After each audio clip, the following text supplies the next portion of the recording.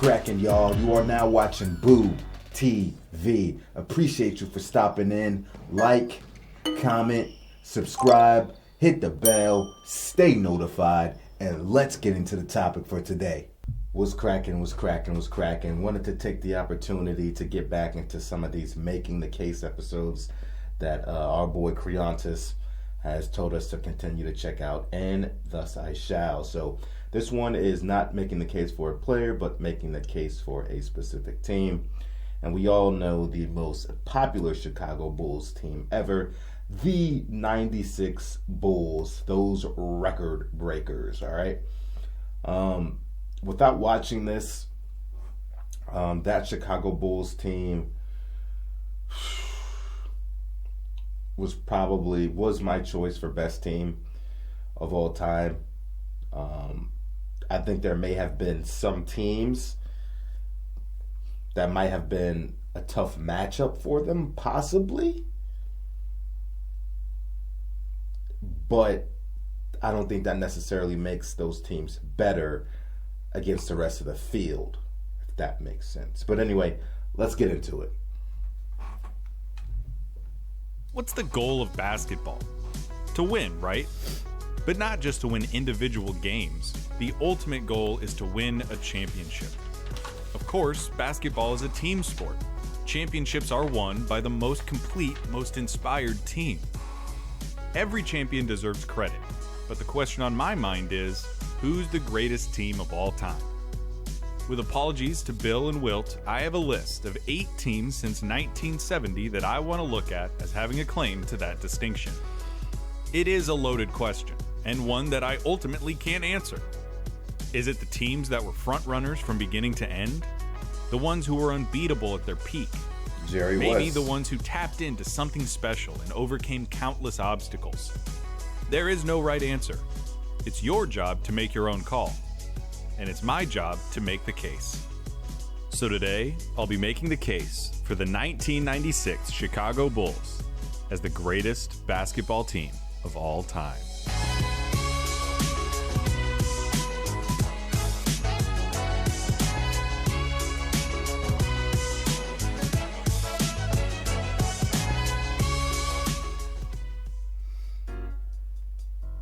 Why this Bulls team? Weirdly, that's a question I anticipate people asking. Between the 1990-91 season and the 97-98 season, the Chicago Bulls won 6 championships behind the efforts of Michael Jordan, Scottie Pippen, and head coach Phil Jackson.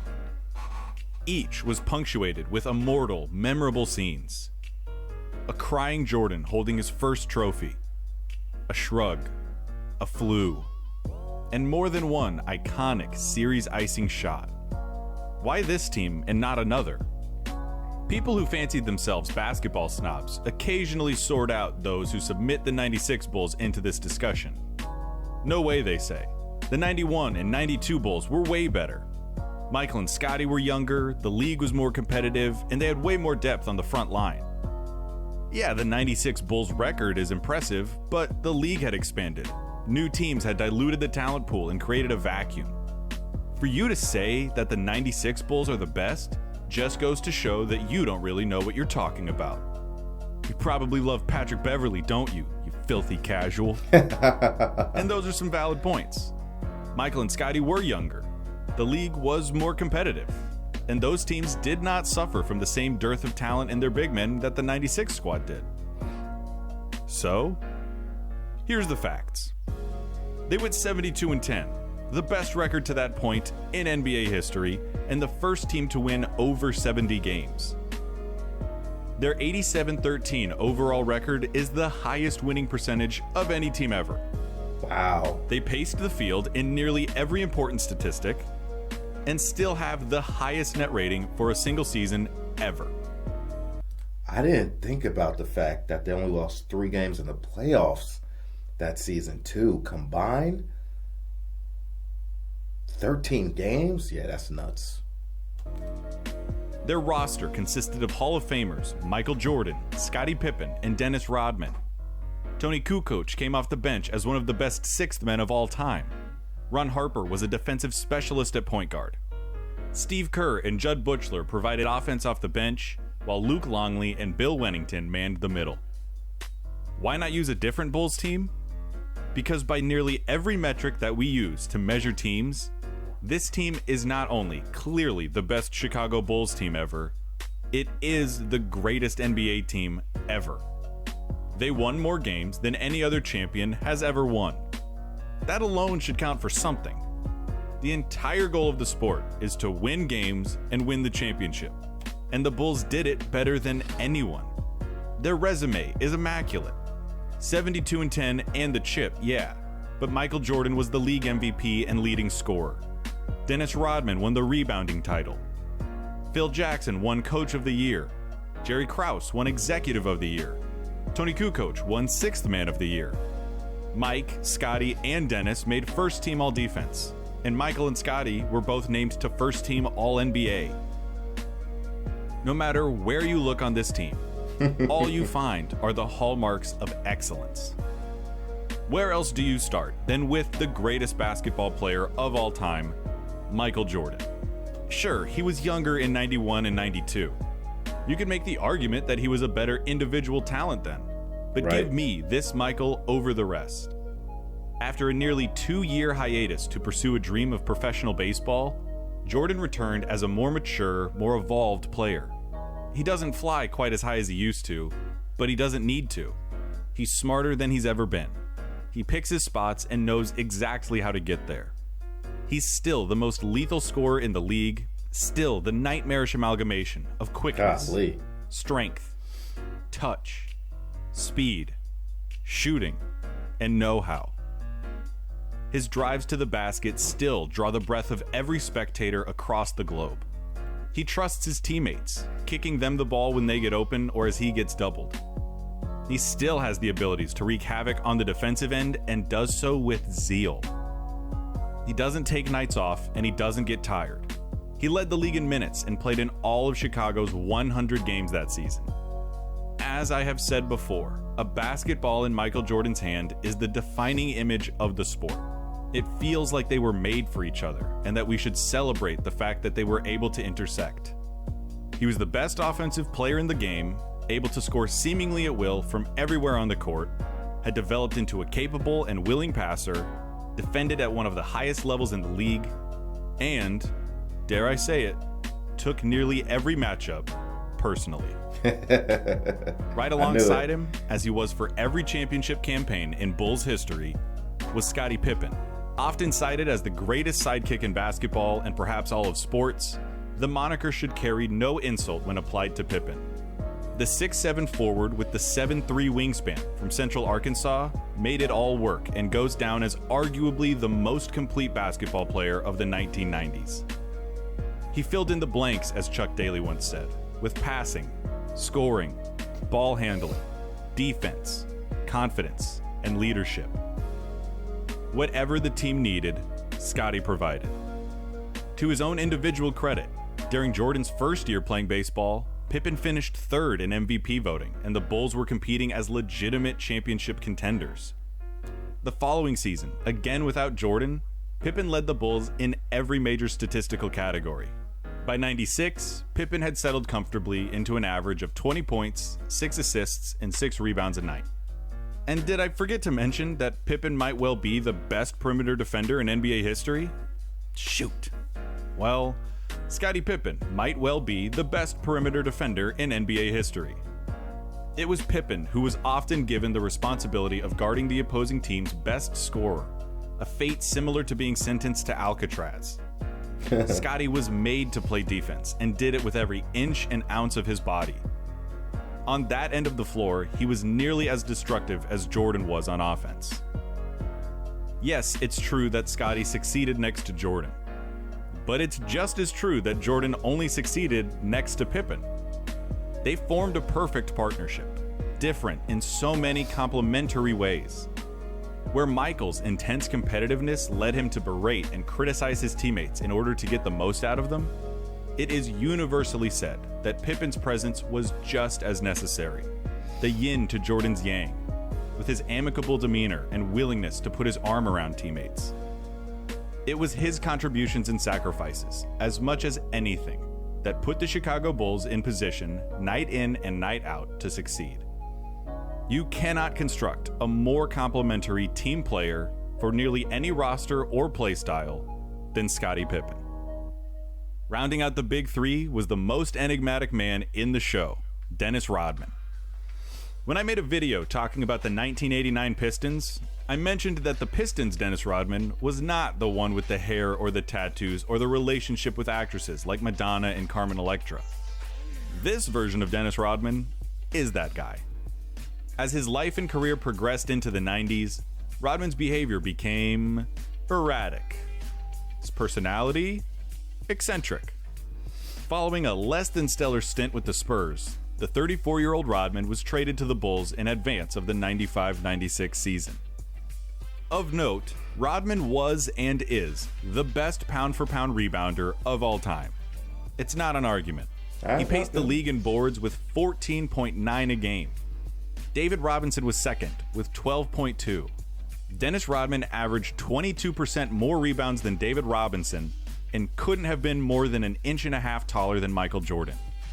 If you saw The Last Dance, you might remember a sequence where Dennis rambles about the different ways that the ball will fly off the rim based off of who's shooting, from where, and with what kind of spin. It's edited in a funny way that makes Dennis seem equal parts savant and eccentric. But the thing is, that's the way his brain really works. Even going back to the 90s, there are accounts of Dennis watching replays and explaining that somehow, somewhere in his brain, there is a mechanism that can project, predict, and intuit angles and trajectories based off of the most imperceptible of variables. He studied tape not necessarily to discern how different teams handled pick and rolls, but to put to memory the way a Patrick Ewing finger roll behaves off the rim, or the exhaustive possibilities that a Gary Payton shot presents. When training camp began with the Bulls, Rodman insisted that he rebound for Jordan and Pippen while they shot before practice, so as to commit their variables to memory. And don't forget, Rodman was still a pest of a defender. He was called the Worm for a reason. He could and did effectively guard centers, despite giving up 4 or 5 inches. The Worm. He could deny entry passes, stand his ground in the post, and outthink or outmuscle even the greats of the era. You might be tempted to call Rodman a one-dimensional player. And while it's true that he was never much of an offensive threat as a scorer or passer, I can't think of a better team to remedy those weaknesses than the one with the greatest scorer of all time on it. Rodman doesn't score? Fine. He doesn't need to. Yeah. He can commit himself to the things that he loves and that he's good at, which is being an all-league defender and a game-changing, series-altering, morale-crushing rebounder. What's it matter if a pitcher can only throw one pitch, if it's a 120-mile-an-hour fastball? And the rest of the Bulls were as decorated and as talented as you will find on an NBA roster. Tony Kukoc came off the bench as an overqualified reserve, winning the 6th Man of the Year award and finishing the regular season as the team's 3rd leading scorer. He was a great shooter, terrific passer, and as a long, versatile 6'11 small forward, presented matchup problems at both ends. Ron Harper, the team's point guard, embraced the role of defensive specialist, offering no sanctuary for players deemed unworthy to be guarded by Jordan or Pippen. Steve Kerr came off the bench as a backup guard and helped space the floor and provide sparks of offense in his limited minutes, thanks to the fact that he is still the most accurate three-point shooter in basketball history. And yeah, okay, Bill Wennington and Luke Longley weren't stars at center, but they didn't really need to be. Rodman more than picked up their slack. These teams from the past that sacrifice center production in favor of more versatile perimeter players tend to project well into the modern game. At the same time, though, this lack of talented size does leave them ripe for critics who suggest that they couldn't stand a chance against a dominant center. Which line of thinking is correct? I don't know, but I'm going to give the benefit of the doubt to the team that went 72-10 in a league with Hakeem Olajuwon, Patrick Ewing, David Robinson, and Shaquille O'Neal. I don't know. Call it a hunch. I mimic his thought process, and I do hear people say, well, see, they didn't have Dennis Rodman in 94 and 95 to deal with Hakeem, but so that's the thing, but it'd be close. It'd be close. Also want to take a minute and talk about the mindset of this Bulls team. To do that, we have to talk about the Zen Master. There's some debate as to how important head coaches are to the success of NBA teams, but Phil Jackson is one of the ones who mattered. His unconventional approach to coaching centered on presence of mind and borrowed philosophies and techniques from everywhere, from the Sioux tribes to Zen Buddhism. As much as he preached the tenets of the triangle offense, emphasizing spacing, taking what the defense gave you, and playing with intent, he imbued the Bulls with a sense of the moment. Today only happens once. You only get to play the game for so long, and teams like this don't come around often. With the oldest roster in the league, the Bulls took these lessons to heart, ran his system beautifully, and never found a moment that was bigger than they were. This team had the eye of the tiger. That's thanks to Phil Jackson, and thanks to Michael Jordan. Michael Jordan was the top of the food chain. He was an apex predator. He had no rivals, never found an equal.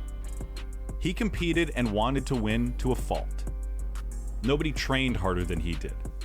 The legend of Michael Jordan is one of a man who never, not one time, got outworked.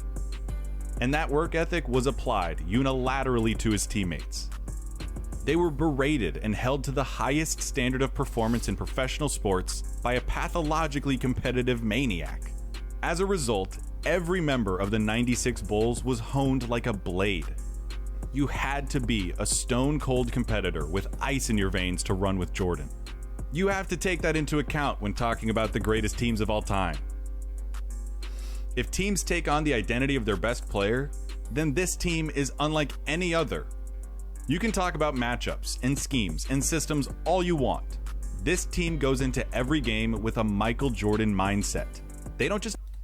That's so true.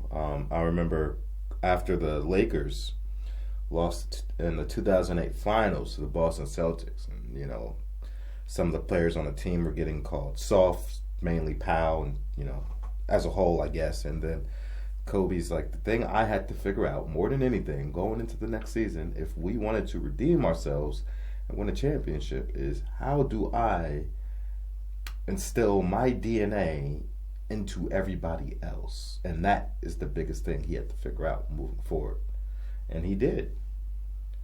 Just expect to beat you. They don't just expect to win. They want to decimate you. They're the alpha dog, constantly looking for challenges, waiting for somebody to return their gaze. They want the fight. As they entered the playoffs, they put the pressure on themselves. They knew their 72 wins would be discounted if they didn't win the championship. As they proudly proclaimed, it don't mean a thing without the ring. Yep. But if you want to talk about matchups and schemes, we can do that too. First question, what the hell are you going to do with Jordan? Once he'd reached this height of his powers, he was virtually unstoppable. Yeah. Gary Payton had his moment against Jordan in the finals, and the insinuation that he could have changed the series had he guarded him sooner generated one of the defining memes of The Last Dance. And okay, let's say you do somehow slow down the best scorer to ever play basketball. Scottie Pippen was practically designed to pick up the slack and adjust fly. You cannot stop both, and Scottie is going to make you pay not just by himself, but by involving the rest of the team and acting as the new distribution hub of the offense. Nobody ran the triangle better than the Bulls, which meant that every player had to stay ready for their moment. The ball moved around, everybody got a chance, shooters consistently got clean looks, and it would only make it easier for everyone else if the opponent focuses too much on Michael. Kukoc was a killer. Steve Kerr didn't miss. And even Mike himself was shooting over 40% from three this year. The role players fit perfectly alongside the stars, and the result is an offense that was built to counter opposing strategies. And the defense? There are 5 players on the NBA's all-defensive first team, essentially representing the best 5 defenders in the league at their position. The Bulls had 3 of those 5 players. Plus, with Kukoc able to play in big lineups and Ron Harper standing 6'6", the Bulls can switch practically everything and offer an endless amount of versatility. And despite their lack of premium centers, the Bulls were a top 4 team in rebounding thanks to, the best rebounder in the league. A precision offense with the sharpest of spearheads, a defensive squad that rivals any lineup in history, and the versatility and switchability that modern teams would drool over. How can the Bulls be any more impressive? I'll tell you how. At the end of the 1993 NBA Finals, Michael Jordan had led the Bulls to their 3rd straight championship, a feat not accomplished since the 1960s. He had achieved worldwide fame and was being hailed as the greatest basketball player ever. And then, suddenly, he walked away. He plugged away in minor league baseball to varying degrees of success. And the Bulls tried to make sense of life after Jordan to varying degrees of success. After nearly 2 full years away from the game, Jordan returned for his second act, signaled with 2 simple words. I'm back. He played the final 17 games of the 95 regular season, complete with a 55-point explosion in MSG and a game winner against the Atlanta Hawks. He looked good, but he didn't quite look like the Michael Jordan of old. His body wasn't in the same kind of shape. His shot didn't go down the way it used to, and he made mistakes that made him look human, a heretical label for his airness. In the second round of the playoffs, for the first time in over half a decade, Michael Jordan lost, defeated at the hands of Shaquille O'Neal's Orlando Magic in 6 games. The questions began almost instantly. The Bulls traded for Dennis Rodman. That guy's a head case, right? Are they desperate? Pippen had accrued extra miles while Jordan was gone. How could his body hold up? And most importantly, was it possible that Michael Jordan could still be Michael Jordan? The bar had never been higher for an athlete. Michael Jordan was the standard. He was basketball. How could he walk away and come back nearly 2 years later, step into an almost completely new roster, and be expected not just to compete, not just to win, but to dominate in a way that was specific to him and his teams? In the face of these questions, Michael Jordan and the 1996 Chicago Bulls responded with the most successful season in professional basketball history. 72 regular season wins and the championship. What is the greatest team of all time? What's it look like?